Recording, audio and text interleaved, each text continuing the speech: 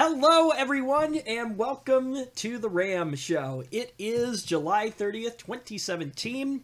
We're back here for another great show. We got some great content for you this week. We'll see if I can talk this week, too. That'll be a thing. Hi, Zach. How's it going? All right, let me just make sure of one thing, right? It's on. Yeah? It's on?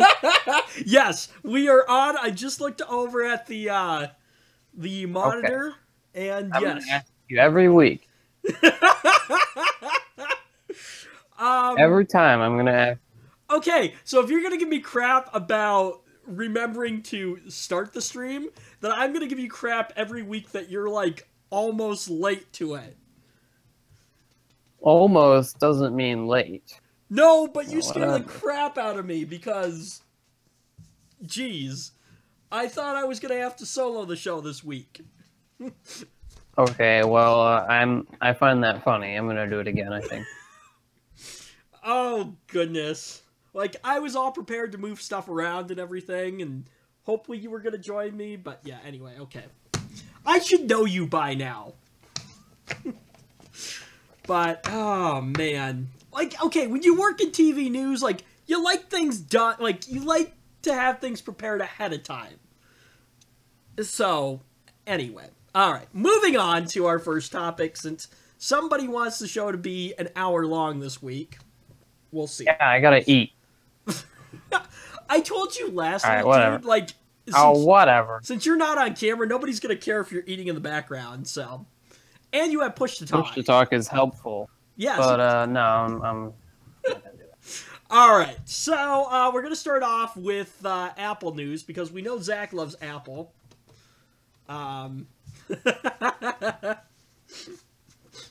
Right? You love Apple, don't you? I actually have, like, basically nothing to say about this one. Other than, I'm not surprised. You know what? That's about it. That's all I've got. There's not much to say. Okay, I'm kind of not surprised either. So, if you have not heard, Apple is killing off the iPod. Now, not all models of the iPod. The iPod Touch, which is essentially an iPhone without the phone part in it, is staying.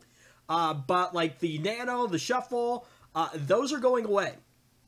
So... And when was the last time you heard anyone talk about those? You know, okay, so I had an iPod Shuffle, at least a year ago, and it was great when I went to the gym, because, you know, loaded up with, you know, some music, it clips onto you, it's really small, it's easy to go for a run with, and everything. I have no idea where it went, though, so, but nowadays, you know, with, like, Spotify and stuff like that, and streaming music, I can understand why the iPod is kind of dying off. You can already put it on your phone anyway. Well, yeah, I mean, you can, but, like, that's the thing. Like, okay, so with the iPod Shuffle, I was limited to the music that I put on the iPod Shuffle versus my phone where I have a Spotify subscription, so I can, you know, create playlists, download my music, store it locally on the device, kind of thing, or stream it if I want. So, and I think that's the way music has gone now, is we've moved from physically having, you know, stuff on a device to streaming music now, because you have so many more options. And it's cheaper. But, anyway, so Apple has quietly taken down the websites for both the iPod Nano and the iPod Shuffle. This was last Thursday, by the way. Now, you can still search. This is the funny thing, and I don't know if it's on Apple's website, or not, but you can still, like, search for the products, and you still get, learn more and buy links, but they don't go anywhere. So, if this is on Apple's website, that, like, this is happening, somebody didn't do their job when they were, like, removing this stuff. Because, again, they left the learn more and buy links to the thing. So, yeah. But an Apple spokesperson did confirm that both products have met their end and are now officially discontinued. If you still want to get your hands on them, You could probably still find them maybe at Best Buy, other retailers until stock runs out and stuff like that. So anyway, what they're doing is the iPod Touch or whatever it is will now come in 32 gigabyte options or 128 gigabyte option, starting at $199, and then the more expensive one is like $299. So the previous 16 gigabyte and the 64 capacity ones are no longer available anymore. So, yeah. The end of an era, possibly? I don't know. I mean, I think that era ended a while ago. Well, I haven't heard anyone's mention either of those two devices in a really long time. Do you remember when the... I kind of forgot they existed. When you forget something exists, I think it's time to call it. Yeah, okay, but see, here's the thing. Like, quietly in the back of our minds, everyone knows that they exist. You're not an Apple person, so, you know, for you... You still... It's still a pretty, well-known brand. Yeah, that is true. I remember... I don't know if you do. I remember the craze when they first came out. Like, if you have one, you were cool. I remember that. I also remember they were crazy expensive. Yeah, that too. And super, super bulky. I remember one of, in the neighborhood that I lived in, somebody had bought one. And they were like the only person like in our neighborhood that we knew that had one. And I remember this thing being just super huge, bulky, but super cool, because like nobody else had one. And do you remember that monochrome display? Or you know, yeah, that's vaguely familiar. The monochrome display. With the a little bit. Yeah, with the Been a little while. scroll wheel and stuff like that. Oh yeah, I remember seeing that, and I was like, "What the heck? You gotta like roll your finger across it in a circle to scroll?" Yeah. So anyway, I'm gonna say the end of an era possibly because, you know, it was kind of a huge thing when it came out. Kind of like the iPhone was a huge thing when that came out. But anyway, But those still is. Oh, your audio is crap there. What did you say? Except those still exist. Yeah, they do. They've changed a fair bit, but yeah, they do still exist. All right, moving on. So credit card skimmers have been a thing that have been around for a while. There's a problem though. The people that are making these things are getting smarter. Surprise. Who would have guessed? Right? And maybe, you know, in an unsurprising move by credit card thieves, they have now found credit card skimmers that are now using SMS technology, so text message technology, to send the data back to them. So they don't even have to, like, you know, actually physically go get the device or anything like that. They just, you know, set it up, you know, leave it be, and then, you know, they probably have like a computer or something or whatever, or another phone, and then the information is sent back to them. It also means they don't have to rely on Bluetooth technology, which, you know, well, this says they don't have to rely on an open Bluetooth connection. So, and the one that we have here that's pictured, they found this in the Northeast, and the skimmer connected the internals of the pump, or the skimmer connects to the internals of the pump, meaning that they don't have to worry about like replacing a battery or anything in it. It basically just runs off the pump's electricity. How they managed to get that all set up without being like, you know, without being detected while they were doing it, I have no idea. But anyway, thoughts, Zach? How does somebody manage to get this in there when most of these places are open 24 hours anyway? Yeah, and that's the thing. That's why I was like, I'm kind of confused as to now. I can see somebody pulling up and like putting one over, like the credit card reader, like they normally would.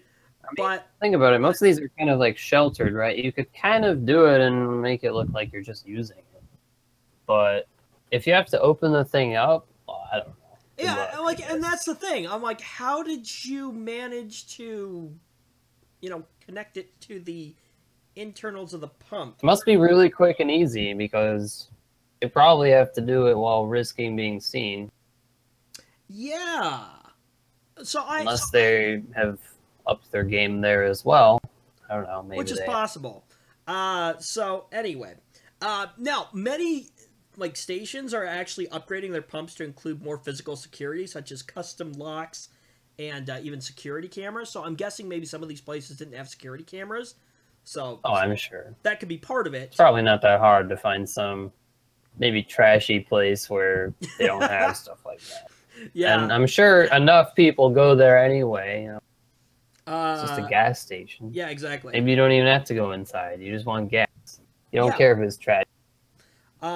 So in addition to, newer pumps can actually now accommodate more like security measures.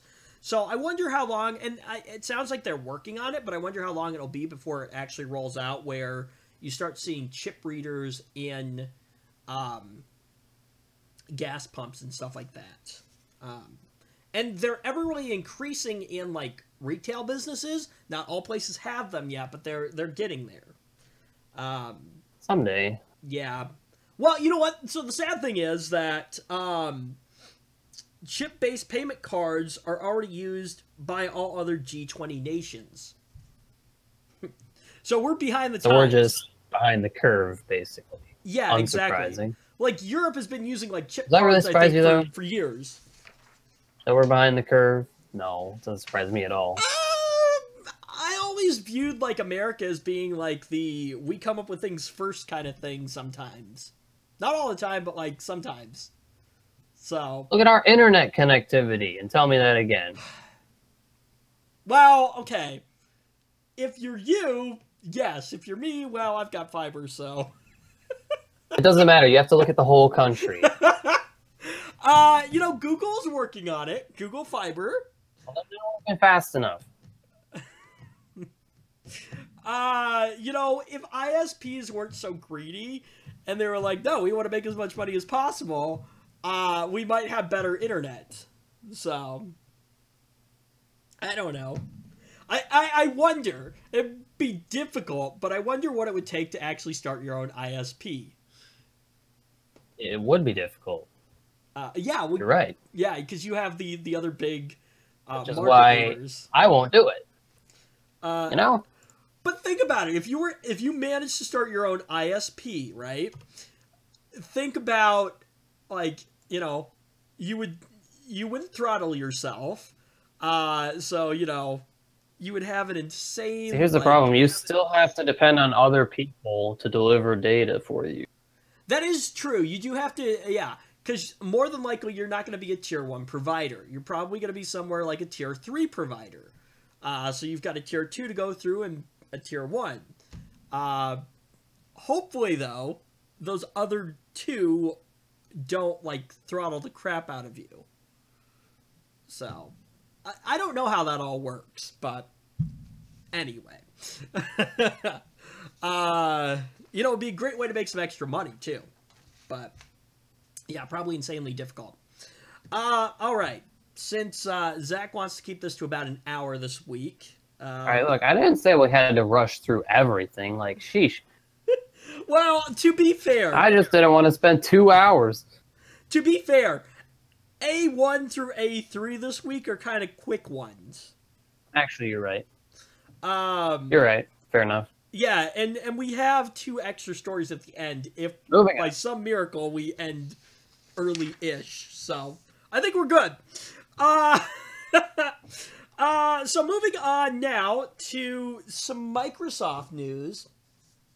I didn't really see anything stupid that Microsoft did this week. Anyway. How unfortunate. I know. Microsoft did do something this week, though. The era of Microsoft Paint. Remember that program? Yeah, that one program that you messed around on in middle school because you were really, really bored. Yeah, it appears to be coming to an end with the upcoming release of the fabulously titled Windows 10 Fall Creators Update, because apparently the naming committee was on vacation. Like, seriously? Like, oh, okay. Let's see. What name could we possibly come up with for our next release? Oh, okay. Well, we had the fall, or we had the Creators Update. Why don't we just have fall in front of it and call it good? That sounds good in my book. Saves you work. Well, okay, here's the other thing, too. Like, it's not just Microsoft. Like, Apple did this, too. So, the current version of macOS is macOS Sierra, right? So, what did Apple decide to do for the next up-and-coming OS that's being released this fall? Oh, we're just going to say, we're going to rename it Mac OS High Sierra. Like, really? So, I don't know. Anyway, the image editing application is officially being classified by Microsoft as a deprecated feature. So that means, come this fall, Paint will not be in active development and might be removed in future releases. Now, here's the thing. Like, what is there really to update in Paint? Like, okay, when Windows 7 came out, yeah, they, like, changed it. Corporate speak for no one cares about this anymore. And, well, okay, yeah. Think about it. Who uses Paint, though? Like you said, middle school. Yeah, exactly. Nobody. Kids.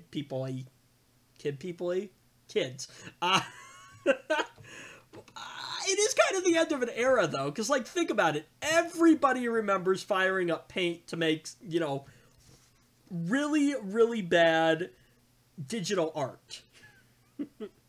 Well, of course. I'm sure you have many times. I remember the first website that I ever worked on. I used Paint to create some god-awful, mind you, but still graphics. And then I discovered Photoshop. Now, here's the thing, though. So, with the Creators Update, Microsoft released Paint 3D. Which is like Paint. Oh yeah, they got like that the new 3D. trash that they're plugging. Yeah, yeah, the 3D like stuff in it, which is actually somewhat cool. That's probably why they're removing it. Exactly, and that's the thing. I'm more than certain that they're going to be focusing more on the Paint 3D thing than Paint itself.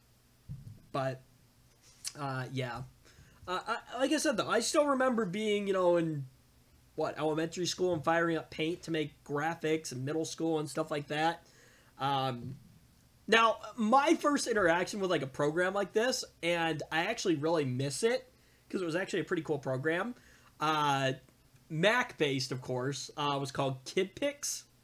It was like essentially the same thing as like Paint with like a little more features in it and stuff like that. But I remember like after-school program when I was in elementary school, like playing with that. But yeah, like, everyone has those stories of, like, again, playing with the super crummy, you know, imaging software that really doesn't do much except for, like, basic things. So, I do still use Paint today for certain things, like screen captures sometimes, when I just want to save something real quick. So, it's nice for that. But other than that, most of the stuff that I do is in Photoshop, because there's just so much more I can do with it. But yeah, like you said, they're probably more focusing on Paint 3D now, I would imagine. Now, I'd like to point out that they haven't confirmed nor denied that they're going to be pulling it from the operating system. So, as of now... Actually, related, I remember something about you can still download Paint from the Windows Store, you know. What? That thing that probably no one's going to use. But yeah, you'll still be able to download it. Yeah. Oh, okay, so speaking of the Windows Store, so I was bored today. I was watching Tech Quickie from Linus. And they had made a video about Windows 10s, which we talked about, maybe a month ago or whatever. And then I went back and watched Jerry's video on it as well. And so they are like designed to actually work on the 32-bit and like 64-bit operating system. So basically, and because I think you had questions on this, Zach, but yeah, basically they are more than capable of running like a full-fledged version of Windows on them. Just fine. It's not like with the ARM processors. Okay, that's fun. Yeah, it's not like the ARM processors that like you could only run like, that stuff. I didn't think it was a question of whether or not they could run it. It was more a question of whether or not someone built it to run on them. Yeah, I don't know. Again, it's probably another stunt by Microsoft to get more people to use the Windows Store, use Edge, use Bing. My favorite browser. Uh-huh. Oh, my goodness. You know what? It wouldn't be so bad if it didn't suck. You know what I mean? So, in other words, it wouldn't be bad if it wasn't bad. Yeah, exactly. Right? Exactly. Makes sense to me. Exactly. Okay. This one, I think you're going to have some opinions on. Yeah, I know I will. Google is awesome in most cases, but on this one, do you want to say it? Because this is your line. What? It's your line. Say your line. Well, what do you mean? Stop auto-playing? I don't know. No. This is about autoplay video. No. This is a bad idea. Oh. By expecting me to know what the heck that is. Well, I was supposed to say. Okay, to be fair, like, you have one major tagline that... No. Not really. You happen to just kind of walk into in our first video, which, by the way, in a video that I made the other day, I actually included that clip in there. Oh boy. Great. If you haven't seen this little clip here, it's basically Zach saying, this is a bad idea. We've used it in multiple videos, so... Come on, it's kind of your thing.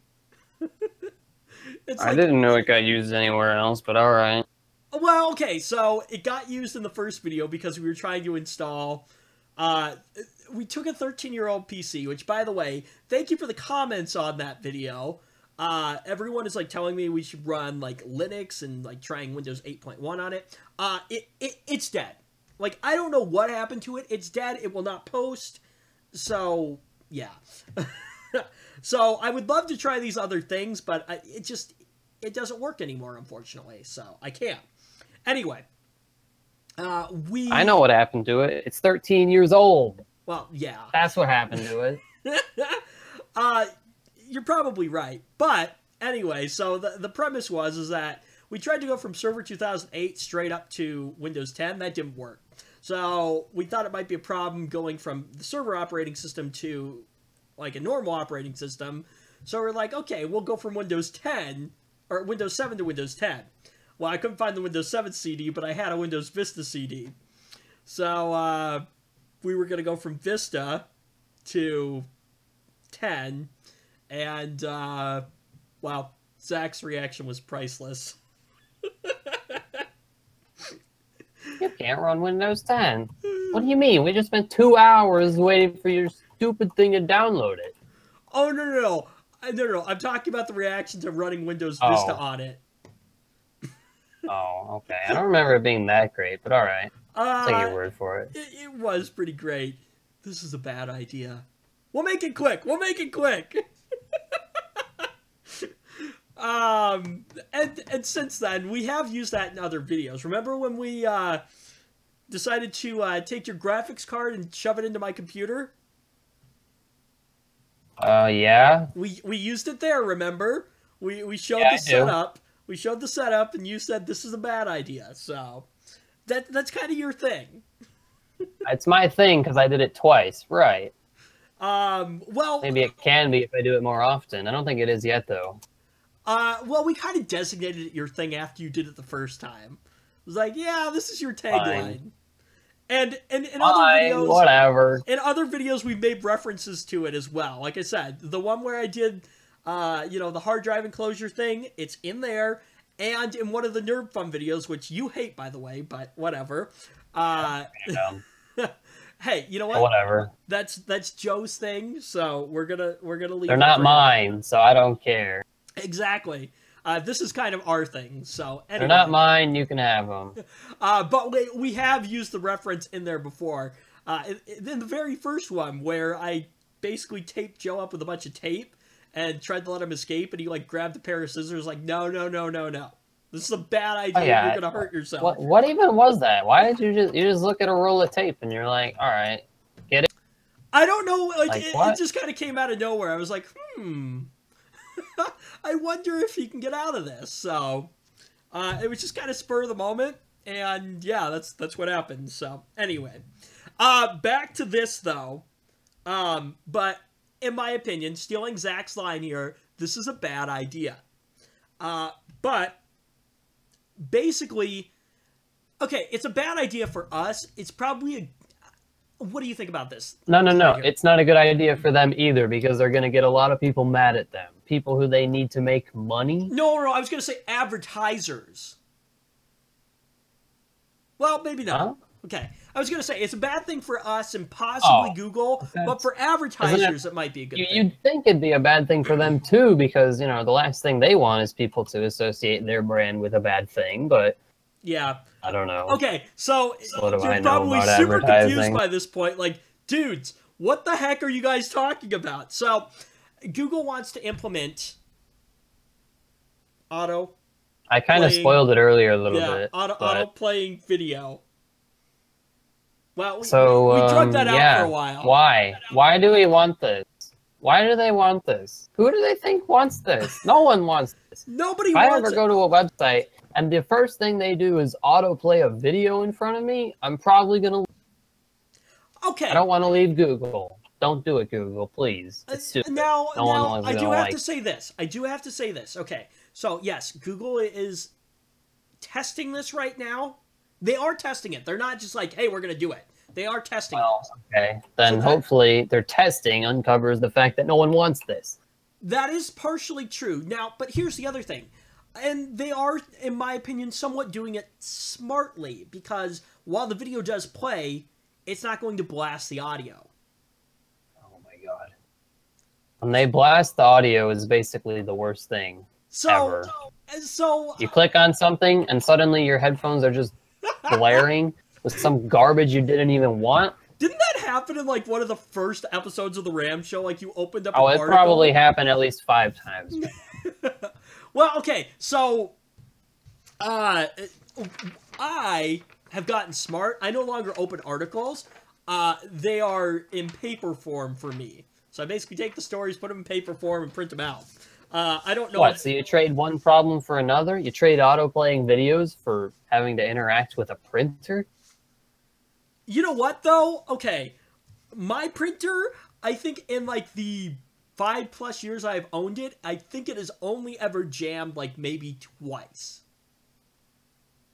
And that is like it. Okay. So my printer. I don't think it's jams that I'm worried about. Knock on wood.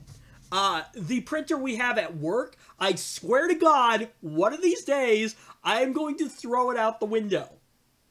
Like, every time somebody prints something, it jams. And, like, it doesn't even jam. It says it jams. So you pull the paper tray out of it, you open the top cover, you close it, and it works fine. But it's just like, oh my gosh. So, yeah, I'm about ready to kill that thing. Boss calls me in. So, what happened to the printer? Well, you see it was broken, so now we can get a new one. Well, I know you hate printers. I don't mind printers, so anyway. And here's the thing, okay, if I really wanted to, because they're in a PDF form, I could technically just grab my iPad and read them off of there, too, so. if I really wanted to. I don't know. I like actually having a physical piece of paper sometimes to hang on to. So, just my opinion. So, I don't know. Do you?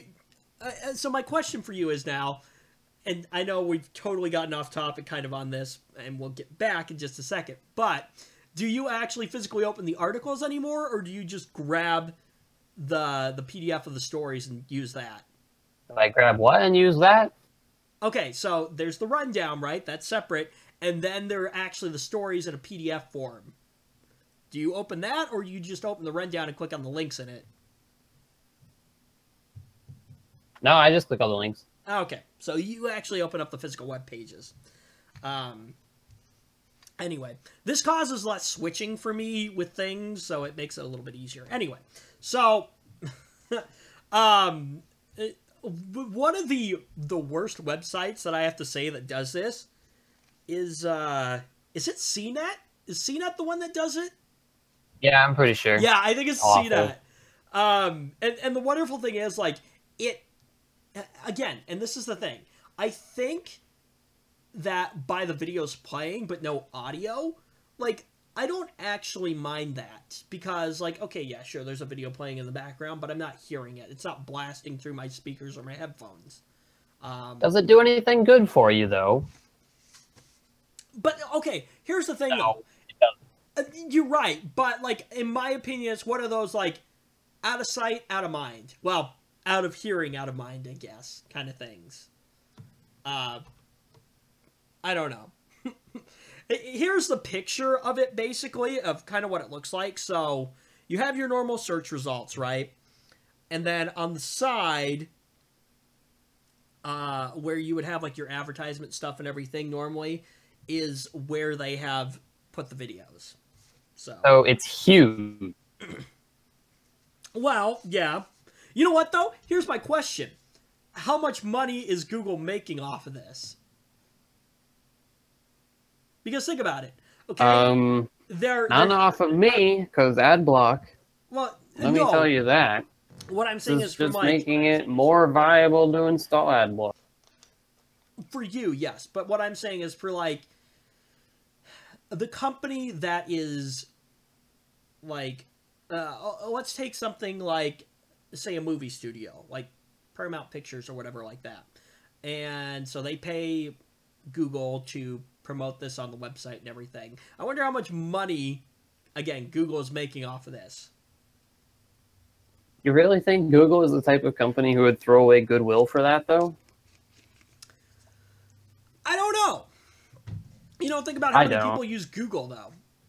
So I don't usually do stuff like that. You'd think other companies might do stuff like this, but not Google. Usually. Sometimes they do dumb things, but not as often. Yeah. I think. The good thing is, it is a test pilot right now to see how it goes.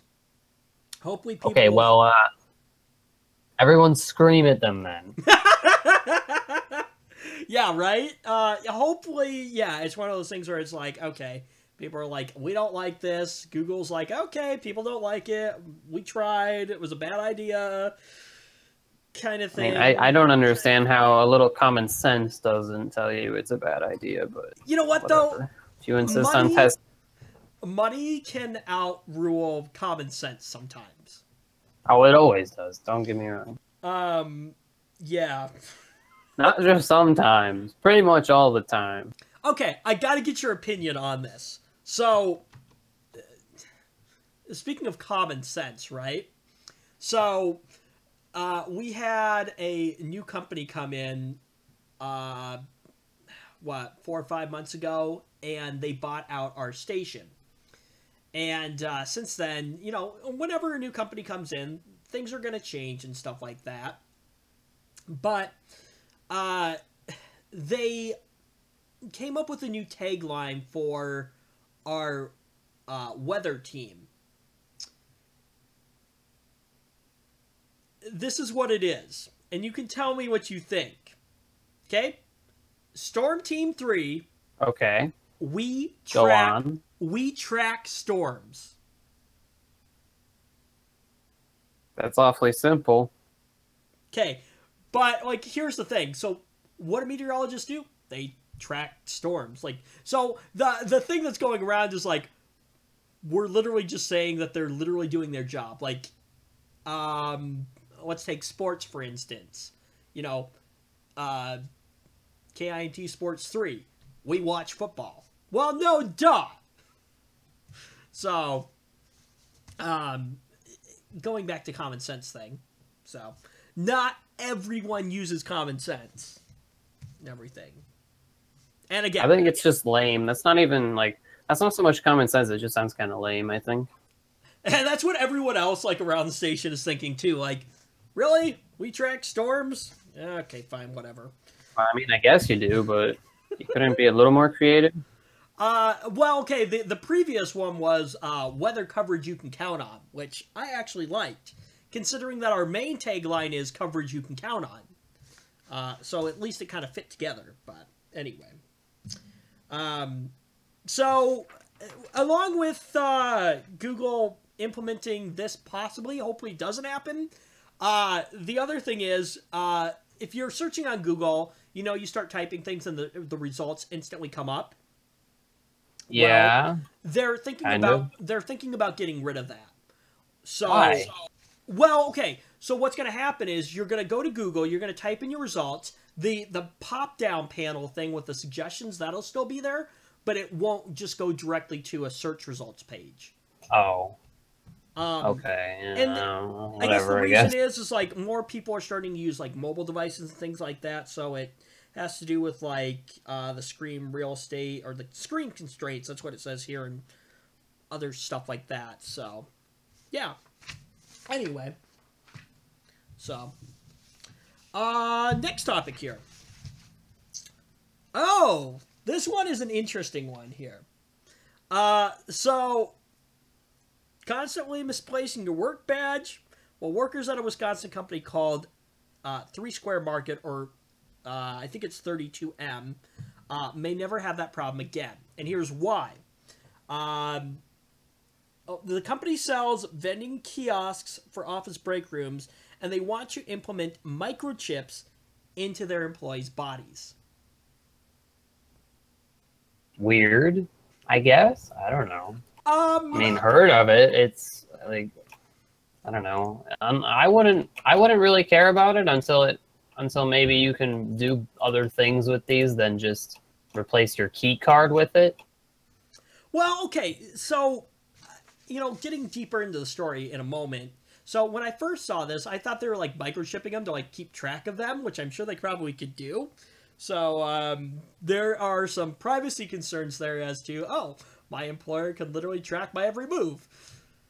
Yeah, wonderful.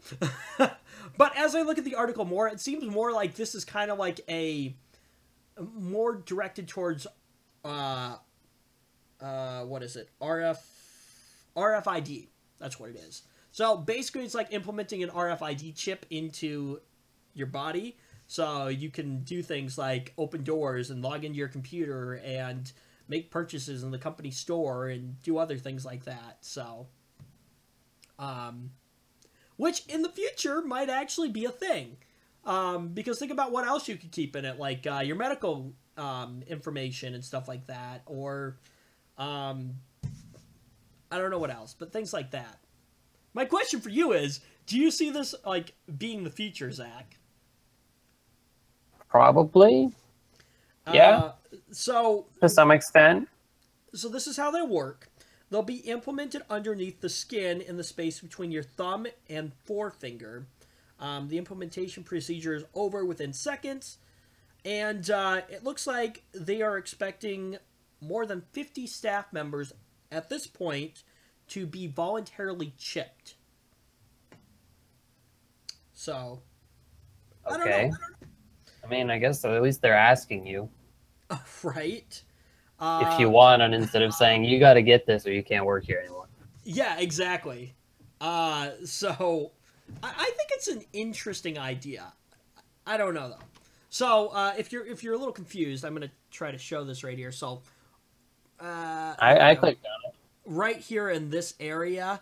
Don't worry. I'm showing people where it's going to go. So, like, right here. Yeah, I saw. Is where they're going to, like, put them in. So, I don't know. That seems like there's definitely enough space there, but it seems like it's going to be a pretty tender area. I don't know. It probably hurts. They said it's over within seconds, so you know. And here's the thing, it looks relatively small. So, it kind of looks like the tip of a pen almost. So, I would imagine what happens is like somebody sticks you with a needle and then they like push the thing in and then it like stays in, kind of thing. So Yeah. you know no what? thanks. I have a question though about. Well, I guess it works on RFID technology. So I guess the thing is like, what happens if you get fired from the company or something like that? Like, do they just like? Does it like have like some like number associated with it? They go into a system and say like, okay, such and such chip like no longer like works or whatever, yada yada yada thing. Like, that is my only question, is like, how do you control that stuff? So yeah, I don't know. I think it's an interesting concept. Is it the future? Possibly. So it definitely would be, you know, not having to remember certain things, or like, where did I set this down, or what did I do with this? So yeah, I don't know. What do you think? Thoughts?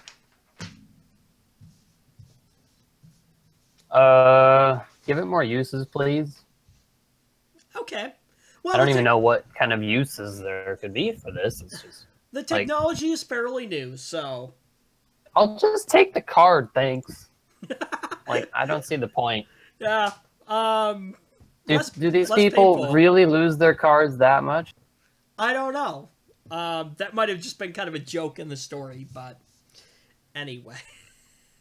Jeez. Okay. Major topic for this week, and the one that we'll probably spend the most time on. We are talking about Verizon again. Now, if you remember last week, Verizon was caught.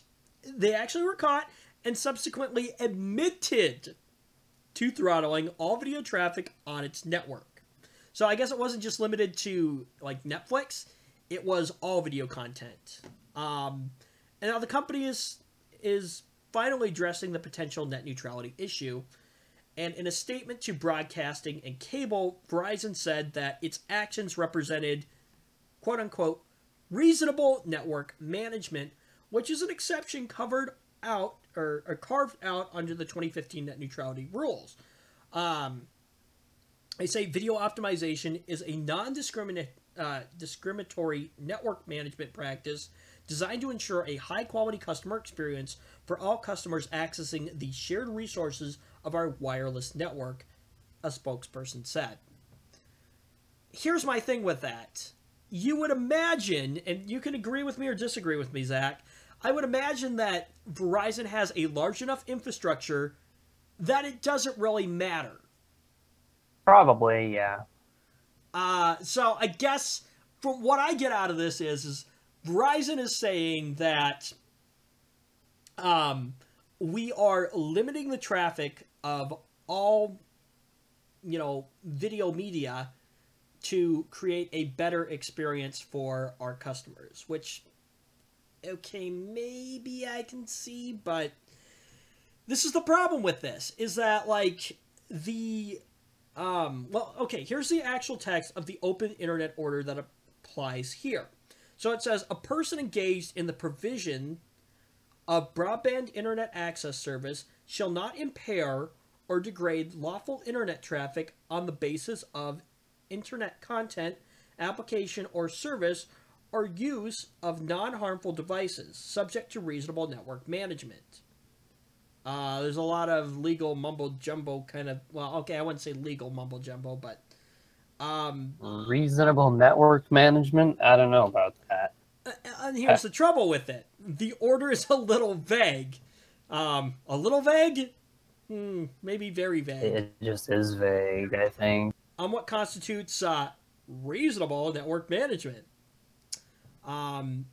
Since the commission assumed it might take many different forms. So, what Verizon is arguing is that they were totally okay within the rules of net neutrality to limit the network traffic because they call it reasonable network management. It is management, but it shouldn't be legal management. So yeah, it poses some interesting questions. Your push to talk is stuck on, by the way, if you'd like to know that. Just saying. What's going on? I can't hear anything now. Okay, I was gonna say your push to talk was stuck on there for a moment, if you wanted to know that. No, it wasn't. Yeah, it was. I could hear you What? typing in the background. Oh, well, whatever. That is something that needs to hopefully be fixed at some point by Discord, but, yeah. Anyway. So, I'm sure it doesn't happen to most people. just us, because something always has to go wrong with the Ram show, as you know. Now, Verizon really walks the line on this. On one hand, its throttling did discriminate between content since it was designed to apply only to video content. Now, here's the other thing, though. It did not discriminate within that content. Because it wasn't like they were just throttling Netflix. They were, like, throttling Netflix, YouTube, Hulu. So, I don't know. It brings up an interesting debate as to, was Verizon wrong or was Verizon not wrong? And should they be held accountable or should they not be held accountable? Unfortunately, with Mr. Ajit Pai in control of the FCC, and we already know where he stands on the whole net neutrality thing, it possibly looks like the FCC, because there is no, like, actual, like, because the way it's written is super vague with this, Verizon, unfortunately, will probably get away with this. Which... Oh, yeah, probably. Shouldn't happen. So, unless people want to, you know, create a huge uprising and be like, what the heck? Which could possibly, you know, be a thing. Could possibly not be a thing, so... I don't know. Yeah. This whole net neutrality thing is a mess. Hopefully it sorts itself out, and hopefully it just remains where it is, because that would be a great thing. So, lucky for you, Zach, since we kind of flew through stuff this week, there weren't many interesting topics this week. It looks like we might actually end within an hour this week. So. Oh boy! Nice not to spend forever, but oh my don't want to be goodness. too quick. I'm gonna bring in these last two stories real quick, just to fill up a little bit more time here, and then we'll end the show. So, and these ones are kind of quick ones here. So, you've heard of Kaspersky before, correct? Yeah. So Kaspersky is a basically antivirus software, and what they are doing now, if you don't have the $50 to spend on a premium protection, they are now offering a free version of the software. The free version is based on Kaspersky's paid product, but is lighter on system resources and lacks features such as parental controls, online payment protection, and a secure VPN connection. But it includes all the bare essentials, including firewall, email, instant message, and web antivirus. The software will scan incoming web traffic, incoming and outgoing IM messages, email, and all the files that you open, save, or run. So, doesn't actually sound like a bad idea. And I don't know where Kaspersky sits on the like scale of like best antivirus softwares, but I think it's up there, isn't it? I mean, it's one of the go-to names that you think of when you think of antivirus. Yeah, so what? Kaspersky, Norton, Symantec, I guess. I don't know. Oh yeah, Symantec. You know the one I can't stand? I think it's just crap McAfee.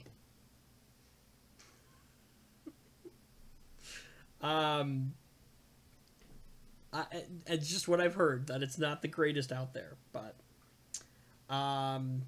anyway, the Arsenal ensures convenient and safe web surfing, working with USB sticks and other portable storage media, and protection against both phishing and infected files being run.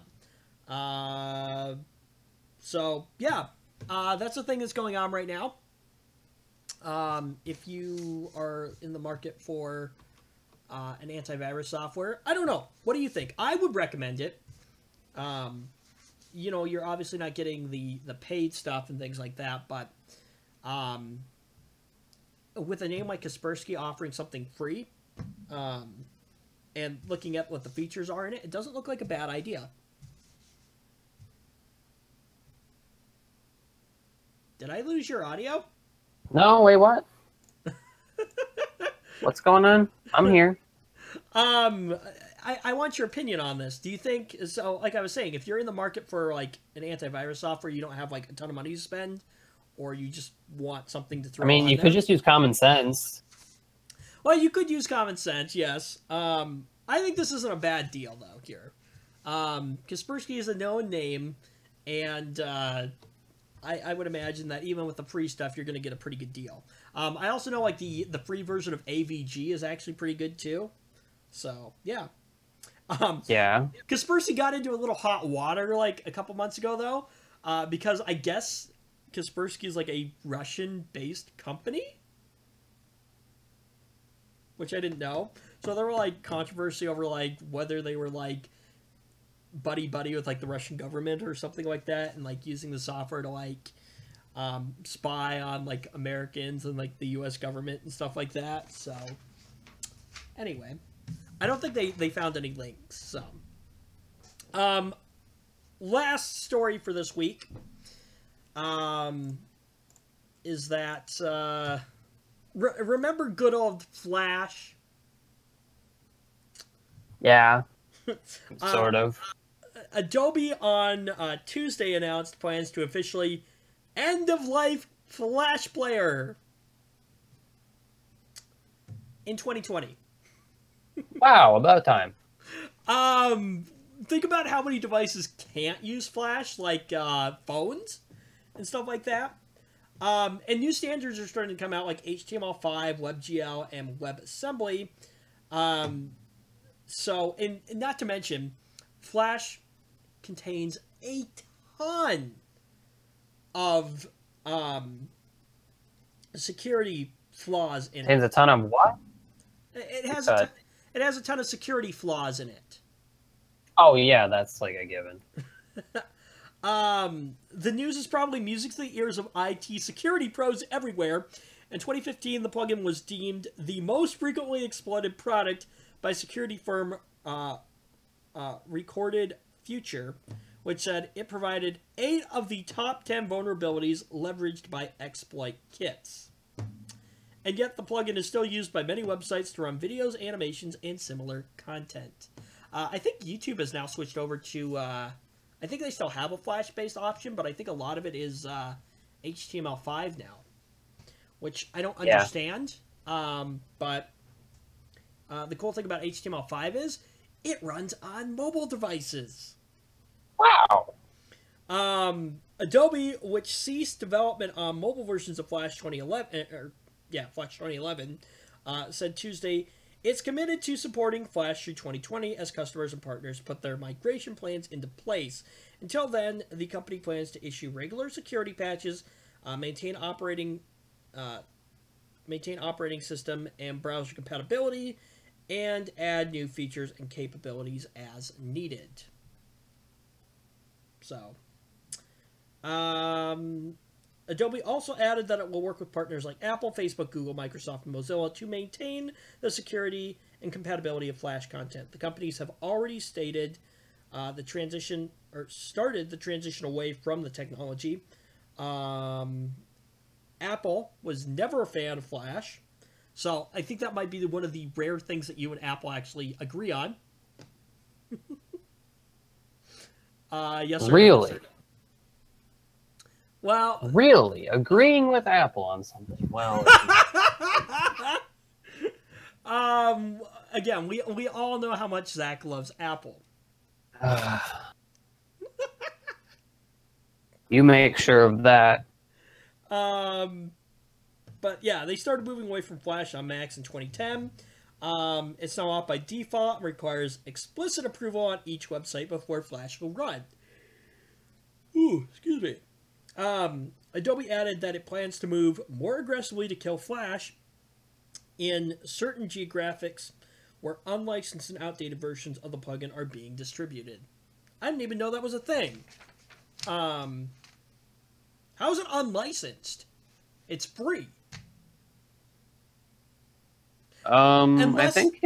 I guess if you have like a maybe if you have like a website or something, do you have to license it? I don't think so, unless they're talking about like the Flash creation software kind of like thing. A professional version or something. You probably got a license. No, so like the actual player itself is like free, but you have to, like Adobe has like an actual Flash program that you use to like make Flash stuff.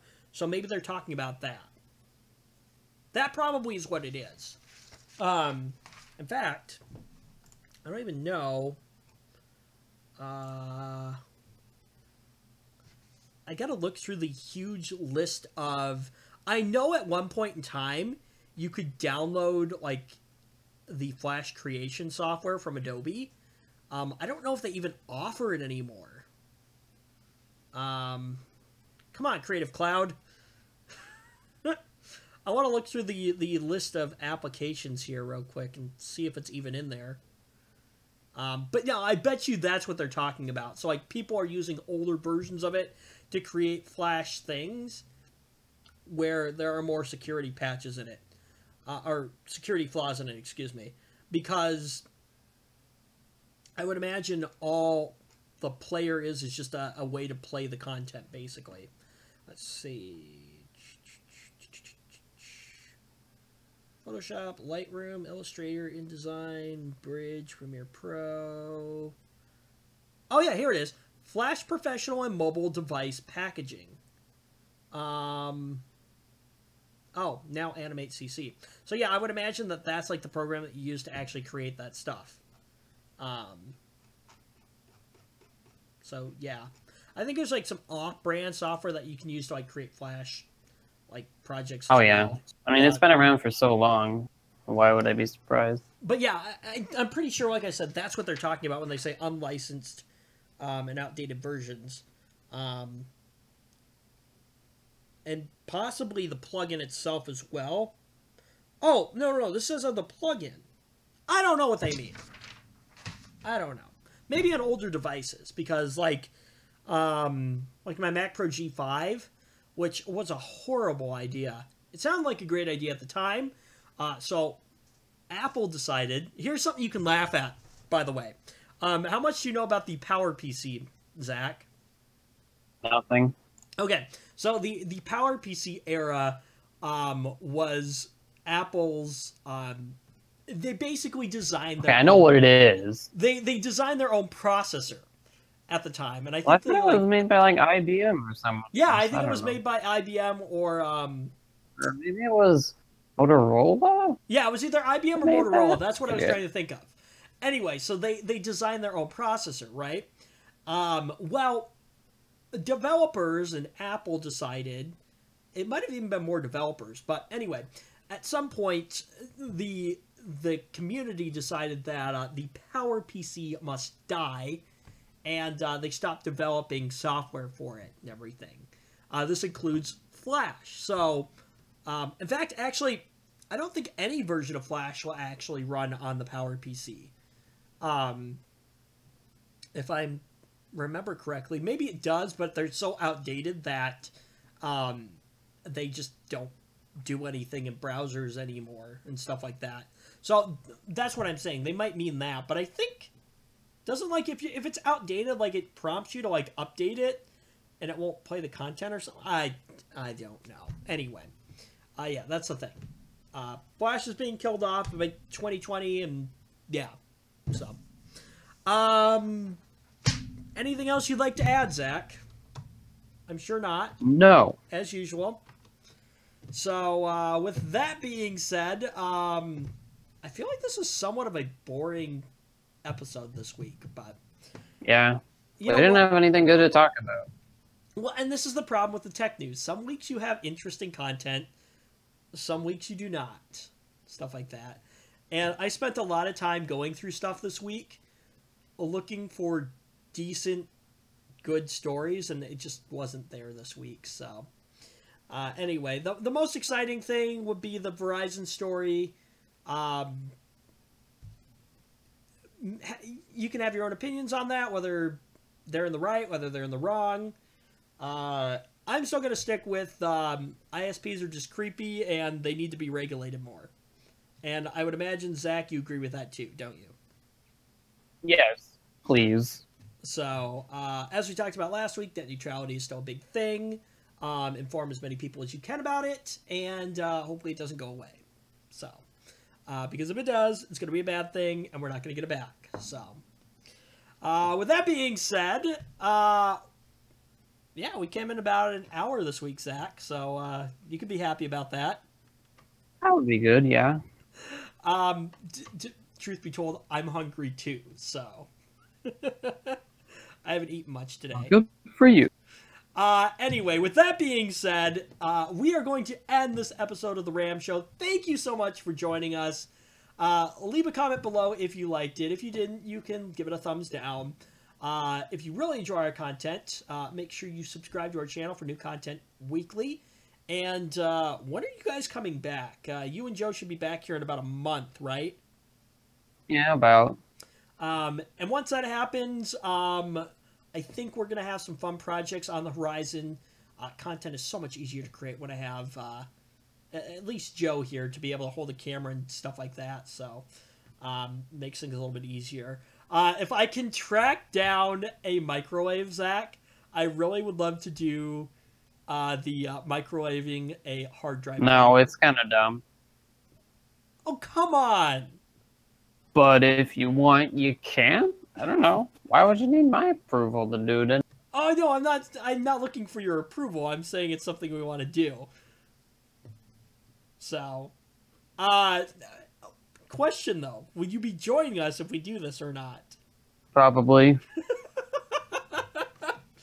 So I gotta find a microwave then at this point. Yeah, like I said, we'll probably coincide that video with how to destroy your content the quote-unquote correct way. So, because most people, would you agree, Zach, want to see, like, they don't understand the concept of just overriding it with zeros. And Data that, like, destruction. well, okay, I guess Like, that's the only way you can for sure destroy stuff is to actually, like, destroy it for real. Yeah. Well, you know what? You took forensics class. I'm interested. So, if somebody writes over a drive with, like, you know, zeros multiple times, can you still pull stuff out of, like, the, what do they call it? Slack, I think, right? I don't think we've got that far yet. That was a first-year class. I couldn't do it, that's for sure. I think that I'm sure there's someone who could. I am not that someone. Yeah. The idea is, though, if you write over a drive enough times with zeros, you can't like recover data from it, or it's super difficult. Which makes sense. Now, if you do it like once, like, yeah, I guess, because basically, isn't that what happens when you delete stuff off of a drive? It basically just marks that space as free, and then it Just overrides marks it as open, and you can write it with stuff later. But there's, like, still little bits and pieces of, like, the old, like, content there, isn't there?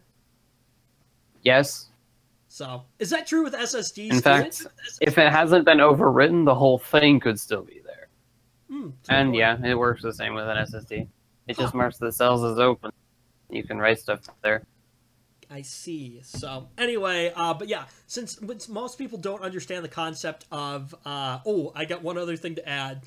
But since most people don't understand the concept of this whole, you know, you override it with zeros and your data is gone, quote unquote, people want to see the physical destruction. So yeah. Only a very determined person will be able to get your data back if you do that. Yeah, exactly. Let's be honest. If you have a computer, I'm sure that you cannot get all of it at that point. Like, yeah.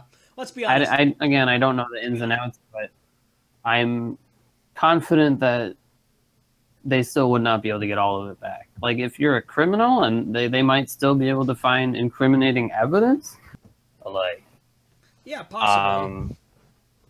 you know, it might whatever they find might be enough. It might not be. I don't know. So, and like, let's be honest here, real quick. You know, if you're giving your computer to somebody, if you format the hard drive, you're going to be pretty good. Most people don't understand the concept of how to recover data off of a hard drive. Just deban the thing, and you don't have to worry about it. Exactly. Yeah. Yeah. And that's what the video will kind of explain, what deban is, how it kind of sort of works, and yada yada yada. So. How it will work for like 99.99% of people who might try to get your data. Yeah, I think even though like the Department of Defense uses like DBAN or something like that, or something similar to it. Except the thing is, 99.9% of people aren't even going to try to get your data. Yeah, that's true. So, anyway, the last thing, and I meant to talk to you about it before the show, but since somebody like called in like a minute before we were supposed to start, Don't care. You know what? I have to give you credit. I have to give you credit. You still made it. I made it, On yeah. time. Technically on time. So we got our first troll comment the other day. Oh no! What are we gonna do? Wow, that's just horrible. So it was just shut it down. We're done. We're doomed. So it was on the video about the Harmony Companion. I don't know if you know anything about the Harmony Companion or not, Zach. Those TV remotes, right? Yeah. So in fact, this is the remote right here for the Harmony Companion. So Logitech has made different versions of the remote. Some of them are actually just a physical remote that you can set up like activities on and stuff like that, and they're all stored on the remote itself. In the case of the Harmony Companion, you have a remote, and then you have a hub, and the hub is the heart of the system. Well, one of the things that is difficult about our channel is that we want to create content that not only applies to super techie people, but we also, and that's what the RAM show is kind of more geared towards, but we also want to create content that like an average consumer can kind of understand as well, or somebody who's not quite as techie. So maybe someday we just read through the comments and just and laugh a little bit. You're gonna have a good laugh when I get to it. Anyway, so the build up is a little long here, but anyway, give me that. When you do that though, you have a tendency to not always use technicalities. So one of the cool things about the Harmony Companion system is that you can set up things called macros in the thing to basically yeah, so you can run a series of commands basically. So a bunch of those on my mouse. Yeah, they're pretty cool. So like for instance, watching TV. So I hit one button, it turns on the TV, it turns on the set-top box, and it turns on the stereo receiver that I have, all with one button. So it eliminates the need for like 5 different remotes, which is awesome. Well, what we had said was, or what I had said in the video was that the macros are stored on the hub, which isn't completely true. In fact, they're not stored on the hub, they're actually stored in the cloud, but the concept of it being stored in the cloud and you hit the button on the remote and it goes to the hub and then it goes to the internet and it figures out what you want and it brings it back. Anyway, there's a lot of steps there, and to simplify it, we basically just said things are stored on the hub, which, agree or disagree, Zach, you know, if we're trying to be simplistic here, kind of makes sense. Okay, wait, so what did they say? So basically what they said is that we got that wrong, which I gave credit where credit needed to be given. They said That's not troll, unless there's more. Well, there is more. There is more. Okay, fine. So I gave credit where credit needed to be given by telling them that, yes, in fact, the macros themselves are not actually technically stored on the hub. They're, you know, technically stored on the internet or up in the cloud and then linked back through your account and everything like that. But we said it because It was an easier concept for people to understand than, again, that whole concept. But then they went on to say that the macros, in fact, are stored on the remote. And at the end of it, and this is the part I love, they said, do your homework. Well... What? You call that a troll? Okay, I wouldn't That's necessarily say... No, that's lame. Okay, it is the first troll-ish comment we have ever received. I disagree with you. I think that's just...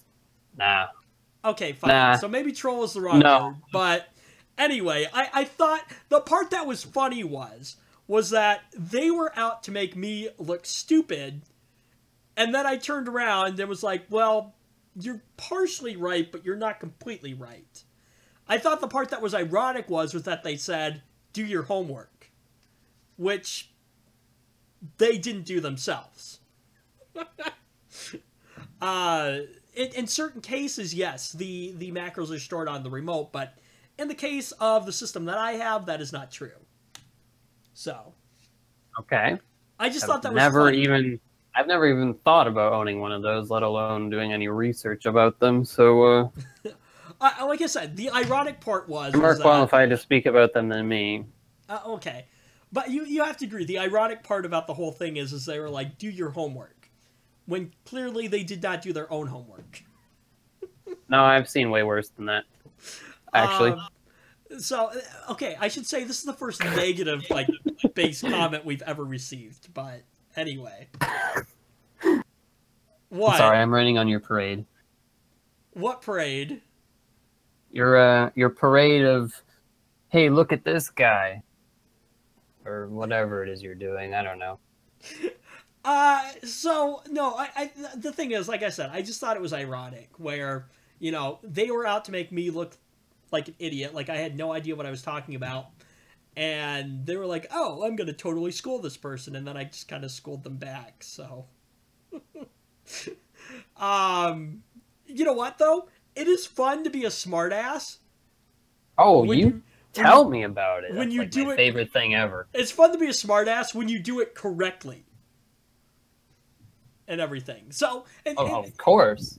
Of course. That's like my favorite thing is... Here's my thing. So, when we receive a comment like this, and this is what my thought process was. I was like, okay, I don't necessarily, and because we're still young too, I don't necessarily want people to look at this comment and say, because it is a negative comment. So, I had a couple options. I could either just delete the comment, which is like, nah, I'm not going to do that because then, it just makes us look kind of bad. It was to some extent valid. Yeah, to some extent it was valid. So when I read through it, I was like, okay. And then I decided knowledge is power. So I was like, okay, you know what? I will give you credit where credit needs to be given here. But I will also correct you where you need to be corrected. So, and the thought processes behind it is that, somebody else looking at that comment can look at it and be like, what? And then actually read the response to it and be like, oh, okay, kind of thing. And hopefully in the process, it informs the person who wrote the comment that you're sort of kind of correct, but you're not completely correct, kind of thing. I'm sort of surprised that you think people read those. Read what? Comments? I'm surprised that people make them. To be completely honest, I am surprised people make comments as well. But yeah, we've got... Oh yeah, but if it's, I don't know, whatever works for you, I guess. Well, okay, and here's the thing. So this guy's rating on our parade, right? So I looked at his profile. Take a guess as to how many videos this guy has created. 0? Exactly. And that's what happens with most people who do this, They can look at other people's content and be like, oh, you totally got this wrong, or you suck, or you're horrible. And then you go look at their profiles and they're not doing anything. So it's one of those things where it's like, oh, okay. Would you agree with the statement? Trolls are basically like the bullies of internet.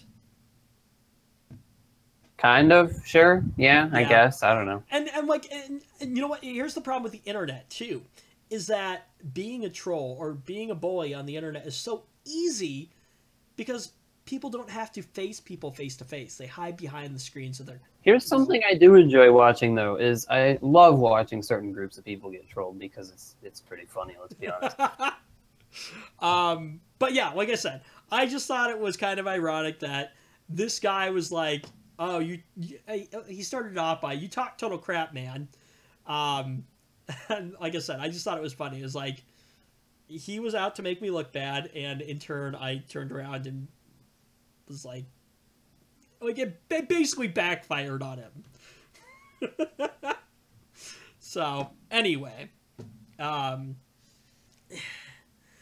you know, I loved doing that too. Like when at my first job, I always wanted to, like, my manager was always right, like, or it's like that thing where, like, your mother is always right, and, like, you try to prove them wrong, and it never works, kind of thing. So, yeah. I sort of get the idea, yeah.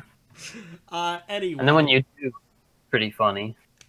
So, yeah, so that was kind of the excitement on the channel this week, so. How exciting. You do have to kind of agree, though. It is kind of funny, though. Mildly, yes. Again, the part that I think makes it the funniest is, like, the comment of "do your homework" at the end. When, again, clearly this guy did not. So, yeah. Anyway, so that's the thing that happened this week. But you know. It's the internet. It comes with the territory, so it's just something to expect. So, anyway, with that being said, we are going to end this episode of The Ram Show. Thank you so much for tuning in. Again, don't forget to like, subscribe, leave comments, all that stuff, and we'll see you next week. Bye!